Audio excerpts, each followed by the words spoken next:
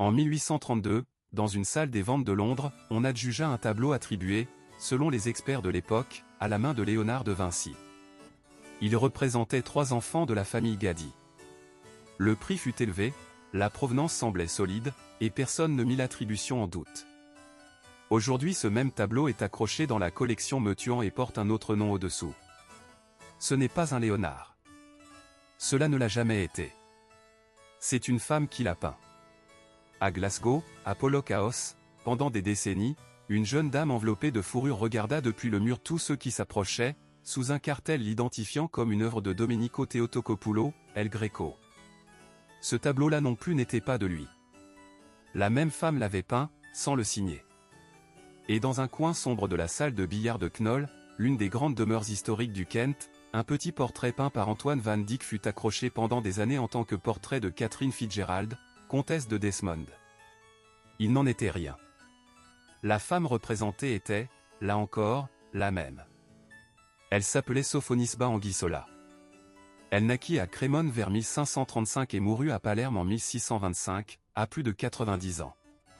Elle fut louée par Michel-Ange, citée avec admiration par Vasari, portraitiste à la cour de Philippe II d'Espagne, maîtresse de dessin de 2 reines d'Espagne et, déjà très âgée, le motif d'un véritable pèlerinage d'Antoine van Dyck jusqu'en Sicile pour la rencontrer. De son vivant elle fut célèbre dans toute l'Europe. Après sa mort, ses tableaux se mirent à porter d'autres noms. Titien, Sanchez Coelho, El Greco, Léonard, Moroni. Pendant près de 4 siècles, l'histoire de l'art décida que des œuvres aussi belles ne pouvaient être d'une femme, et les offrit en silence aux hommes. Le cas de Sophonisba Anguissola est l'un des grands accidents de l'histoire de l'art. Et l'un des plus révélateurs. Il convient de commencer par le commencement. Les Anguissola Ponzoni étaient une famille de la petite noblesse de Crémone, en Lombardie sous domination espagnole. Ils avaient un nom, ils n'avaient pas d'argent. Et ils avaient, dans le langage de l'époque, un problème, 6 filles et un seul garçon. Le père, Amilcar Anguissola, siégeait au conseil des décurions, le gouvernement municipal qui administrait la ville au nom de l'empire de Philippe II. C'était un homme cultivé, ambitieux élu. Il savait que ses filles avaient besoin d'une dot pour se marier, et que sans dot la seule voie d'ascension sociale était l'excellence. Il les éduqua donc comme s'il s'agissait de fils. Sophonisba, l'aîné, fut envoyé étudier auprès de Bernardino Campi, le peintre le plus réputé de la ville. Lorsque Campi dut s'absenter, elle continua avec Bernardino Gatti. Il n'était pas habituel qu'une jeune noble pénètre dans un atelier de peinture, mais dans la Crémone éclairée de l'époque on interpréta cela comme un ornement de cours de plus, équivalent à l'apprentissage de la musique ou du latin. Sophonisba l'interpréta autrement. À 20 ans, elle peignait mieux que ses maîtres. Son père le comprit aussitôt. En 1557, il écrivit une lettre à Michel-Ange Buonarroti, qui avait alors plus de 80 ans et qui était déjà une légende vivante à Rome. Il joignit à la lettre un dessin de sa fille. Il dédia Sophonisba, selon la formule, à Michel-Ange comme servante et fille. Michel-Ange répondit. Il regarda le dessin. Et il lança un défi. Le dessin, une scène de genre, montrait l'une des sœurs de Sophonisba souriant devant une vieille servante qui s'efforçait d'apprendre à lire. Il était plein de grâce et de finesse psychologique. Michel-Ange lui demanda de peindre l'émotion inverse, les larmes, les pleurs, la douleur. Sophonisba retourna à l'atelier et dessina son petit frère, Asdrubal, en train de pleurer parce qu'un crabe, dans un panier tenu par une autre de ses sœurs, venait de lui pincer le doigt.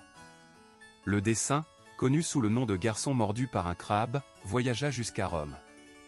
Michel-Ange le conserva. Il le montra. Il le célébra. Vasari, qui rédigeait alors les vies des grands artistes italiens, lui consacra certaines des pages les plus enthousiastes de tout son livre et la déclara la meilleure peintre femme de son temps. À 25 ans, Sophonisba Anguissola était déjà une célébrité continentale. Cette renommée parvint jusqu'à Bruxelles, où Philippe II préparait son 3e mariage avec Élisabeth de Valois, la très jeune fille d'Henri II et de Catherine de Médicis. Le duc d'Albe, qui négociait l'union à Paris, conseilla au roi d'inclure parmi les dames d'honneur de la future reine cette peintre italienne dont on parlait tant à Milan. Et c'est ainsi qu'en 1559, Sophonisba Anguissola quitta Crémone pour ne plus jamais y revenir. Elle avait 24 ans. Elle venait de devenir la première peintre professionnelle documentée au service d'une cour européenne. En Espagne, elle ne fut pas nommée peintre de cour. Elle fut dame de la reine, avec gages, vêture et appartement. Philippe II la prit personnellement sous sa protection, lui chercherait plus tard un mari convenable, lui paierait même sa dot. En échange, elle enseigna le dessin et la peinture à Élisabeth de Valois, fit le portrait de la reine, du roi, des enfants, et participa à l'étrange et rigide spectacle du portrait d'État de la maison d'Autriche. Et c'est ici que commence la part d'ombre. Sophonisba ne signait pas les portraits peints à la cour. C'était impensable. Les tableaux officiels du roi appartenaient au roi et étaient compris comme la production de l'atelier royal, et non d'un individu.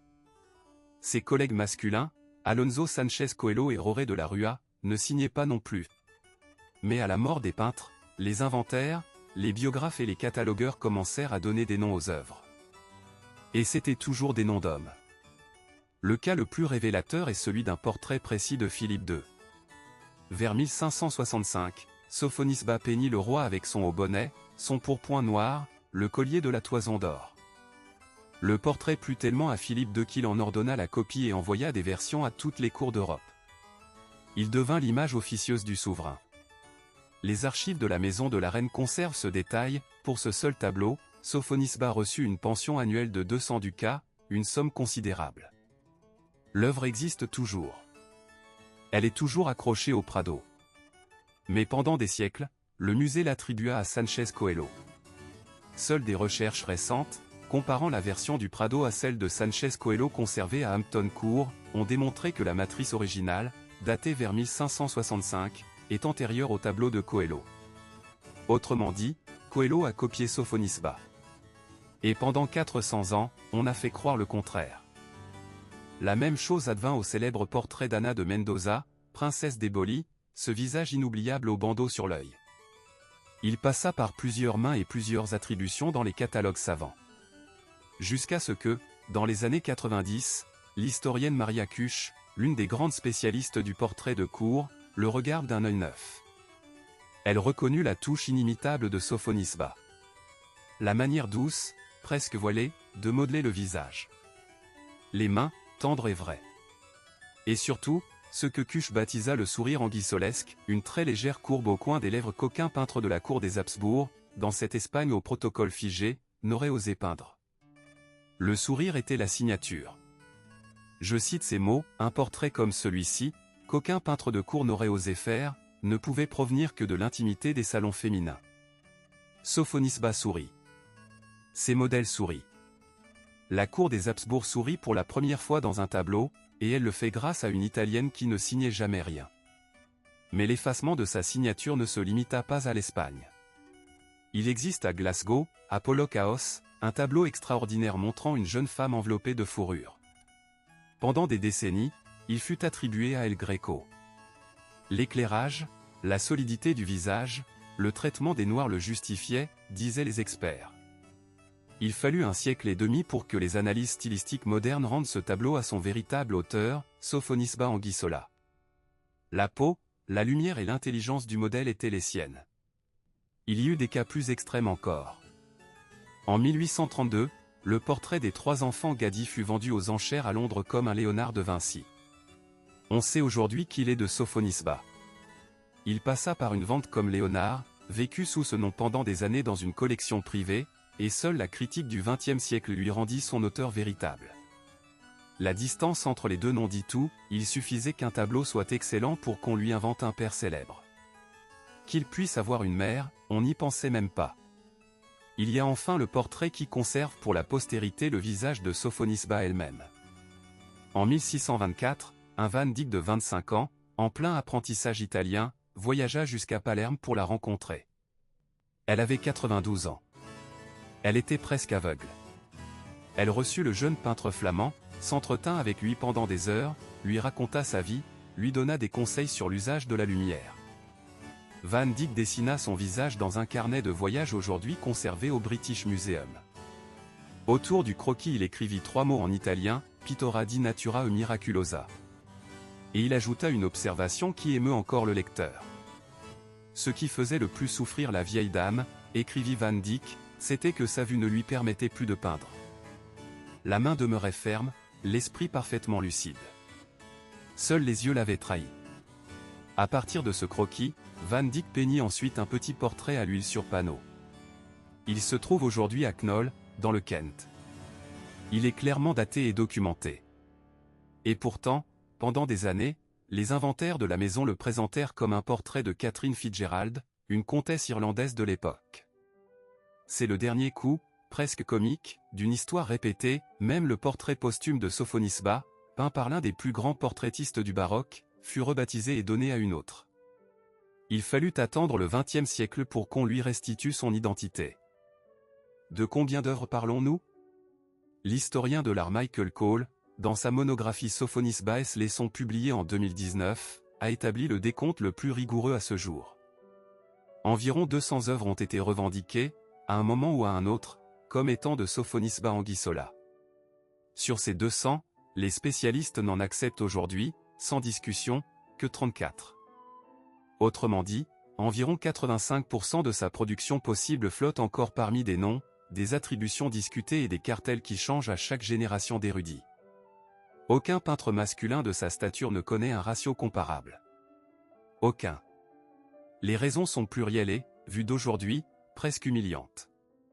La première est simplement commerciale, un tableau signé Titien valait 5 fois celui de la même qualité signé par une femme, et pendant des siècles, marchands et collectionneurs firent disparaître son nom.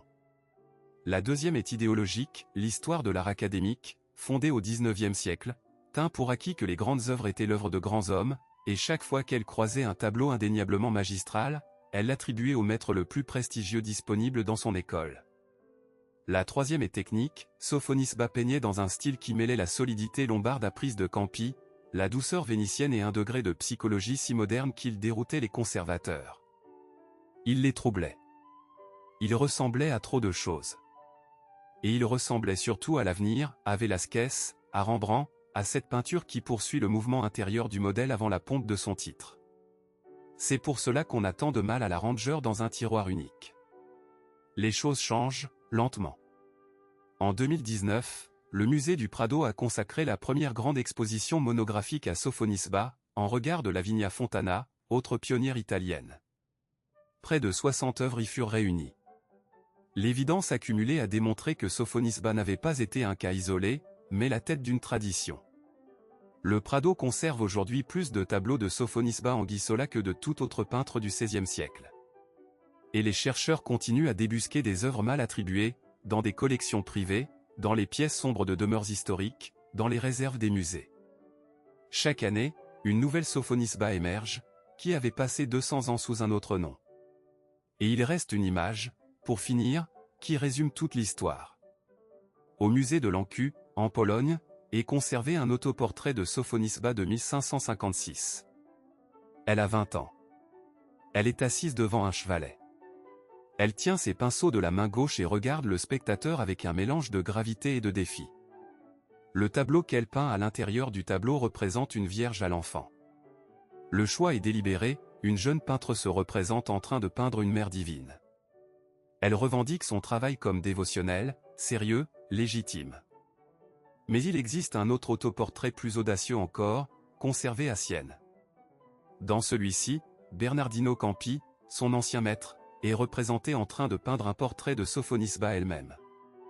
C'est-à-dire, l'élève peint le maître en train de peindre l'élève. La peintre peint celui qui l'a peinte. Avec 4 siècles d'avance, elle réécrit l'histoire même de qui regarde qui dans l'art. Sophonisba Anguissola le savait.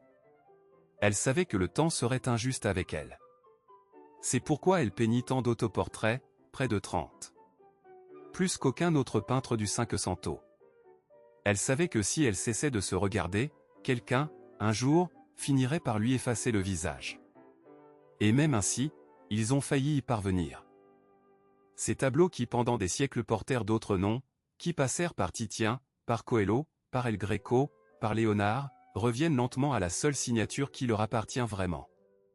Une signature inscrite dans chaque geste, dans chaque sourire, dans chaque main fatiguée et vraie. La signature d'une femme qui peignit pendant 70 ans, et à qui il fallut 400 ans pour qu'on lui rende son nom.